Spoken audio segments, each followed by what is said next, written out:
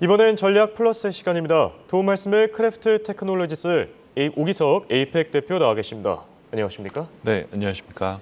네, 물어볼 게 참 많았는데 잘 나와 주셨습니다. 감사합니다. 네, 시장에 이슈들이 참 많습니다. 우선 네. 미국의 10년물 국채금리 오늘 장중 4.99%를 찍었습니다. 네. 10년물 국채금리 과연 언제까지 오르게 될지 많은 분들이 궁금해합니다. 네, 4.99%또 찍었고 예. 사실 일부 그 채권 평가 기관에 의하면 5%를 살짝 넘기도 했습니다. 네, 5.010%까지 지금 도달을 했던 걸로 좀 보이는데 예. 우선 2007년 이후 최고 수준까지 상승한 금리라고 볼 수 있을 것 같아요. 16년간 봤을 때 지금 가장 높은 수준의 지금 채권 금리 기록을 하고 있고 예. 또 사이클상으로 보면 1980년 이제 이후로 40년 가까이 채권 금리가 미국 국채 같은 경우는 하락했던 그런 사이클이 있는데 지금 그 사이클이 종말이 왔다. 채권 하락기의 종말이 왔다라고 평가를 할 수 있을 것 같고요. 예. 아무래도 이제 금리 사이클 같은 경우는 주식보다 훨씬 더 사이클이 깁니다. 길기 때문에 채권 금리 하락에 익숙해 있었던 금융 시스템이라든지 투자자들에게는 지금 악몽 같은 상황이다라고 평가해도 과언이 아닐 것 같고요. 예. 특히 여기에 지금 금리가 최근에 워낙 단기에 상승했기 때문에 이제는 좀 많이 올라서 하락하지 않겠느냐라고 그렇죠. 평가했던 투자자들은 현재 역대급 손실을 기록을 하고 있고요.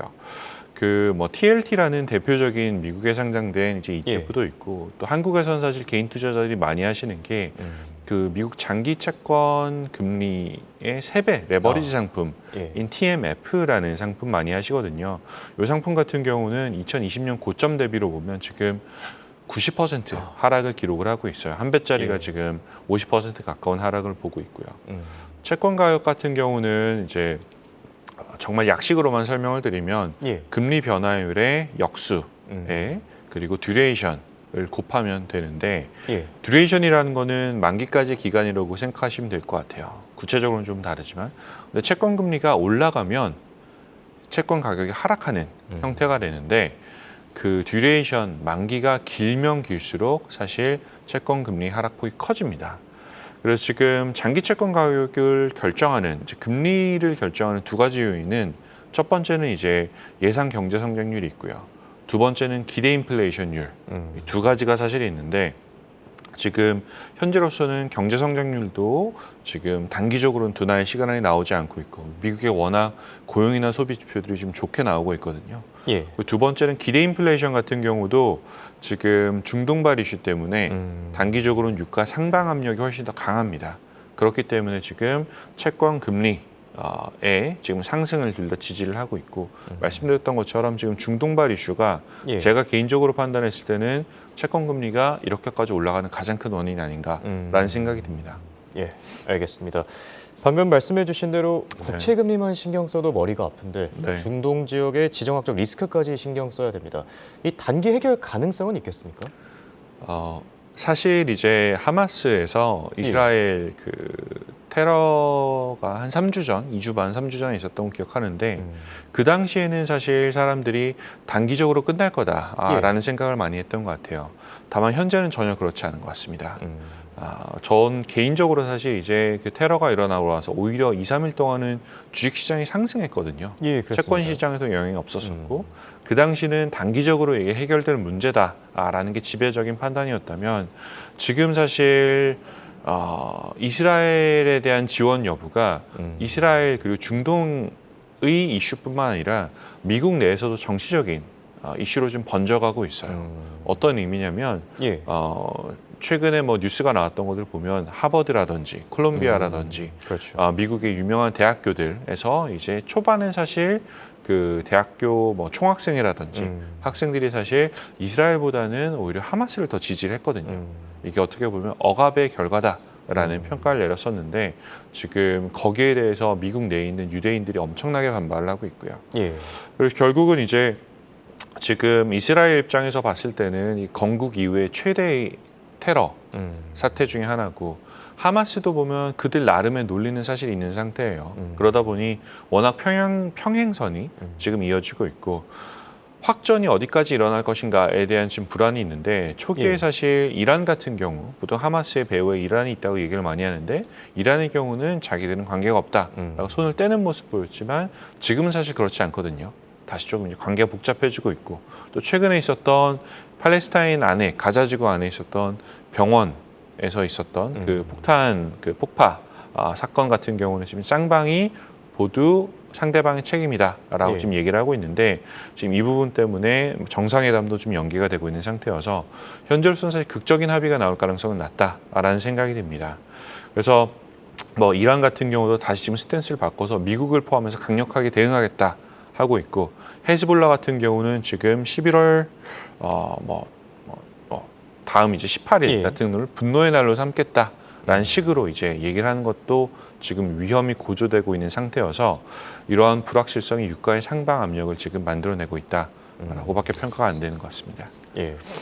그렇다면 가장 궁금한 부분이기도 합니다. 지금 이 상황에서 국채금리 하락에 베팅하는 거는 과연 좋은 결정이 될지. 최근 들어서 뭐 채권왕이죠. 건들랑 역시 장기 국채를 사라. 경기 침체가 오면 채권금리 하락할 것이다. 뭐 이런 식의 발언을 남기기도 했습니다. 맞습니다. 어떻게 생각하십니까? 네, 제프 건들락 같은 경우는 신채권왕으로 워낙 유명하신 이제 그 더블라인 캐피탈의 이제 CIO이신데 근거는 분명히 있으신 것 같아요. 뭐 최근에 이제 경기 선행 지수를 봤을 때 내년 상반기에는 경기 침체가 올 것이다. 아까 말씀드렸던 채권 금리 결정하는 두 가지 요인 중에 하나가 기대 경제 성장률이거든요. 그렇죠. 이 부분에서 지금 이제 하방으로 압력이 생길 것이다라는 이제 얘기를 하고 계시고 또 실업률 같은 경우도 보면 지금 그 최저점을 기록한 이후에 12개월 이동평균 선을 봤을 때 다시 상승하는 국면이 지금 나올 수도 있다라는 얘기를 하고 있거든요. 그래서 이 역시도 지금 경기 둔화에 대한 리스크를 얘기하고 있어요. 다만 지금까지 시장은 보면 지금 차트 보시는 것처럼 장기 채권, 지금 노란색 라인이 미국 장기 국채 자금 유입이거든요. 2019년 이후로 봤을 때 500빌리언이니까 한 지금 650조 원 가까운 자금이 끊임없이 일직선으로 들어오고 있는 상태입니다. 그래서 단기 자금보다 장기 자금에 대한 베팅이 굉장히 많이 늘어나고 있는 상태를 보이고 있고요. 다만 이제 그 지금이 그러면 장기 채권에 투자해야 될 시점인가라는 부분에서는 사실 저는 조금은 주의할 필요가 있지 않나라는 생각이 드는 게 사실 그 투자자들에게 말씀드리고 싶은 것 중에 하나가 채권 투자가 사실 최근에 많이 익숙해지셨어요. ETF라든지 그렇죠. 편하게 투자할 수 있는 도구들이 많이 생기면서 다만 이제 주식 투자하고는 그 참가자의 형태들이 좀 다릅니다. 이제 훨씬 더 긴 호흡으로 이제 운용이 되거든요. 채권 투자 같은 경우는 특히 이제 장기 채권 같은 경우는 일반적인 투자자들이 원래 개인들이 아니시고 보통은 이제 그 굉장히 장기적으로 투자를 해야 되는 보험사라든지 연기금의 매니저들이 주된 투자를 하는 영역이었어요. 이제 그러다 보니 조심스럽게 투자하시는 경우는 굉장히 많고 한번 투자 의사 결정하면 길게 가져가는 호흡을 길게 가져가는 경우들이 많으신데 그러다 보니 이 시장 같은 경우는 트렌드가 훨씬 더 주식보다는 뚜렷하게 형성돼요. 장기적으로 봤을 때. 근데 지금 사실 그 채권 금리 같은 경우는 아직은 하락의 시그널은 나오지 않은 상태거든요. 그렇기 때문에 개인 투자자분들 같은 경우는 뭐 제가 굳이 이제 말씀드린다라고 하면 채권 금리가 하락하는 게 확인이 되면 그때 들어가도 늦지 않을 것 같다. 그 두 가지는 제프 건들락이 얘기한 것처럼 경기 침체에 대한 시그널이 확실히 생기거나 아니면 지금 중동에서 일어나고 있는 이제 전쟁 리스크가 뚜렷이 하락하는 구간이 생긴다라고 하면 그때 아마 채권 금리도 하향 사이클을 보일 가능성이 크다고 생각을 합니다. 그렇다면 정리하자면 어쨌든 장기 국채 투자는 아직까지는 타이밍이 아니다. 뭐 이렇게 해석할 수 있겠네요. 맞습니다. 네.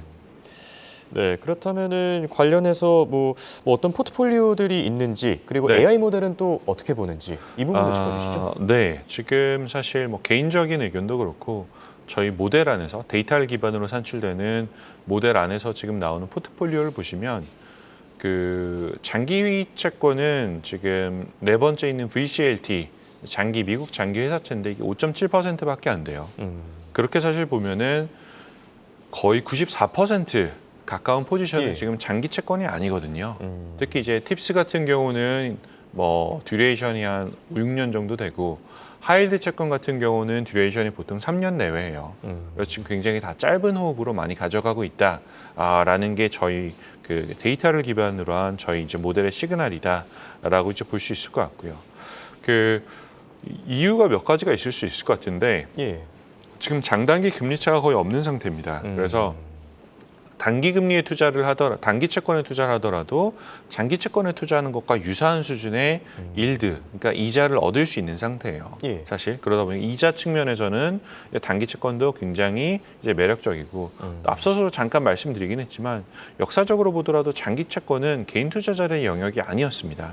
그래서 이제 뭐 연기금 보험사들이 주된 플레이어였는데 지금 이런 이제 플레이어들 같은 경우는 말씀드렸던 것처럼 뚜렷하게 트렌드가 형성된 이후에 본인의 포지션을 결정을 하신 경우가 많아요. 그래서 개인 투자자분들도 그 주식과 채권은 좀 다른 접근으로 가져갔으면 어떨까라는 생각이 들고요. 예. 또 싱가포르하고 홍콩 같은 경우에 개인 투자자분들 같은 경우는 현재는 단기 채권, 그러니까 장기 채권보다는 단기 채권에 훨씬 더 큰 선호를 보이고 계세요.